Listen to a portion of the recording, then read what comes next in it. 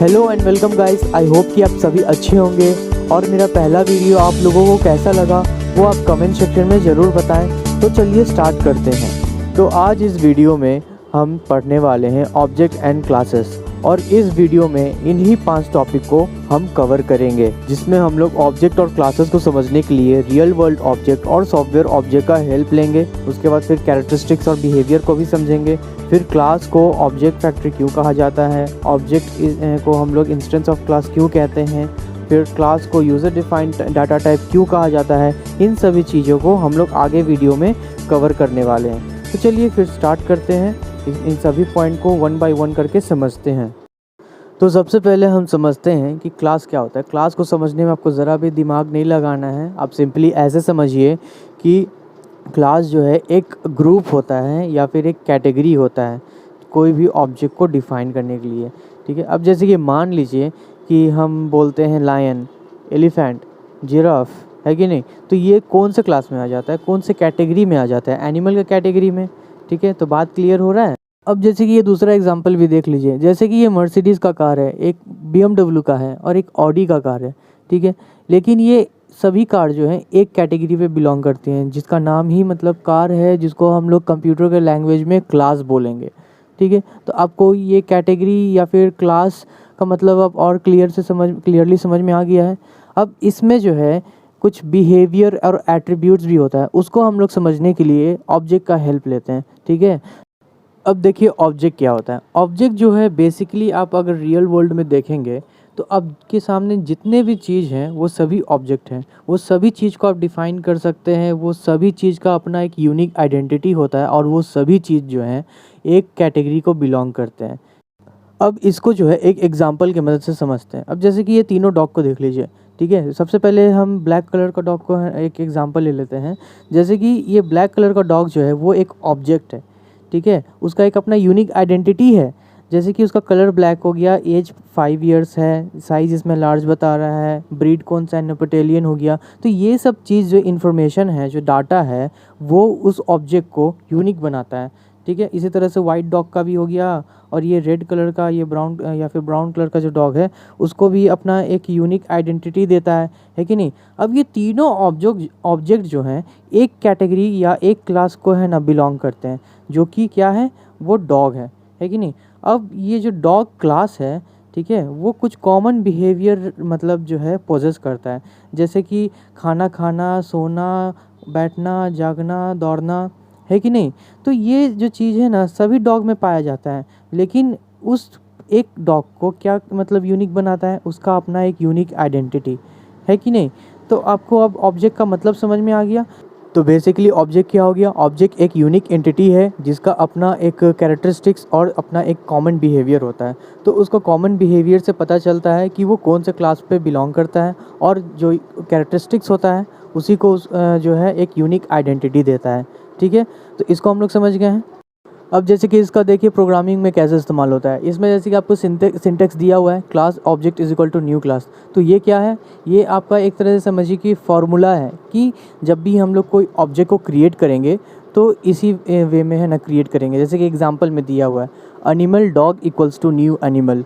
ठीक है, तो हम लोग जो है डॉग एक ऑब्जेक्ट बनाएं जो मतलब एनिमल क्लास से बिलोंग करता है। ठीक है, इसी तरह से flower lotus equal to new flower, जिसमें लोटस जो है फ्लावर क्लास से बिलोंग करता है। ठीक है, तो आपको ये चीज़ समझ में आ गया। अब अगर मान लीजिए आपको कोई पूछता है कि क्लास और ऑब्जेक्ट के बीच में क्या डिफरेंस है, तो आप सिंपली इनमें से कोई भी दो पॉइंट्स आप लिख लीजिएगा, एनफ होगा। ऐसे तो 3 पॉइंट्स रिकमेंडेड है। ठीक है, तो चलिए इसको समझते हैं।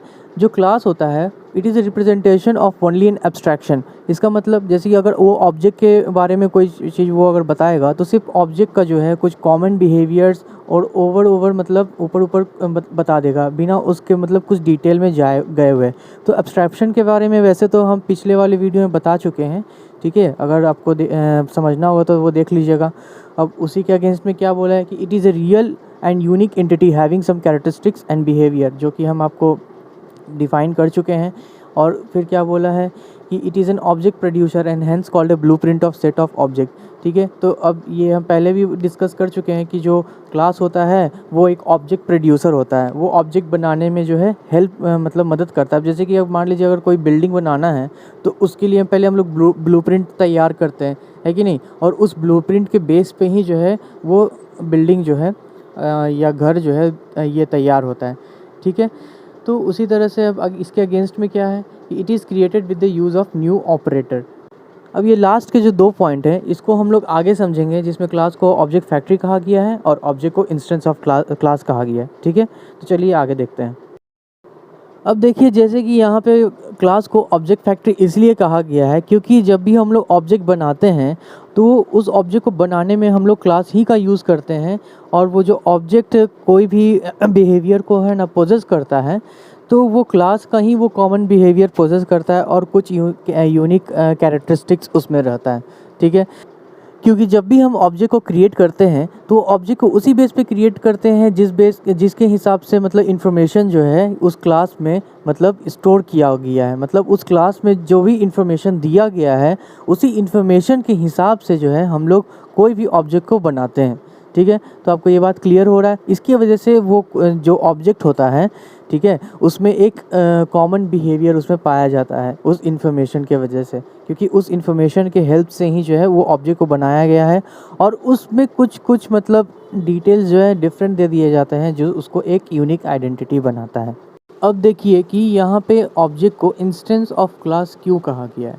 ठीक है, तो इसको आप समझने के लिए बेसिकली ये समझिए कि इंस्टेंस का मतलब क्या होता है। इंस्टेंस का मतलब होता है एग्जाम्पल।